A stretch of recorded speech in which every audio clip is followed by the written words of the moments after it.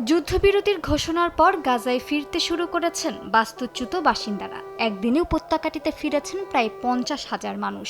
ধ্বংসস্তূপে পরিণত শহরে ফিরে অনেকে হতবাক ধ্বংসযজ্ঞ দেখে, কেউ আবার স্বস্তি পেয়েছেন নিজের ঘর এখনো টিকে থাকার খবরে। যুদ্ধবিরতির চুক্তি অনুযায়ী প্রথম ধাপে শহরে অঞ্চল থেকে সরে দাঁড়িয়েছে ইসরায়েলি বাহিনী, যদিও এখনো প্রায় অর্ধেক ভূখণ্ডে অবস্থান করছেন তারা।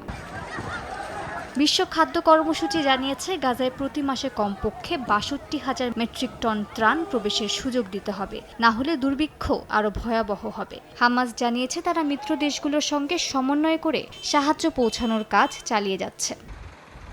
আগামী সোমবার মিশরের শারম আল শেখে বসবে গাজা শান্তি সম্মেলন। এতে সহসভাপতিত্ব করবেন মিশর ও যুক্তরাষ্ট্রের প্রেসিডেন্ট।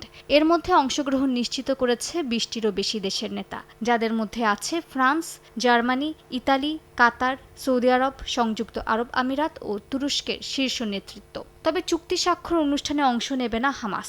সংগঠনটি জানায় কেবল মধ্যস্থতাকারী ও যুক্তরাষ্ট্র ইসরায়েলের কর্মকর্তারাই থাকবেন অনুষ্ঠানে।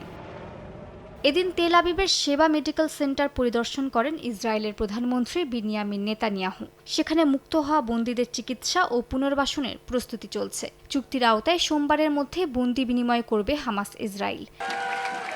শনিবার রাজধানী তেল আবিবের হোস্টেজ স্কয়ারে আনন্দ উল্লাসে মেতে ওঠেন হাজার হাজার ইসরায়েলি। ট্রাম্পকে ধন্যবাদ জানিয়ে বিভিন্ন স্লোগান দেন তারা। মঞ্চে বক্তব্য দেন মার্কিন প্রেসিডেন্ট ডোনাল্ড ট্রাম্পের জামাতা জ্যারেড কুশনার, কন্যা ইভাঙ্কা ট্রাম্প ও মার্কিন মধ্যপ্রাচ্য বিষয়ক দূত স্টিভ উইটকফ। তবে উইটকফ নেতানিয়াহুর নাম নেয়ার সঙ্গে সঙ্গেই প্রতিবাদ করেন অনুষ্ঠানে উপস্থিত ইসরায়েলিরা।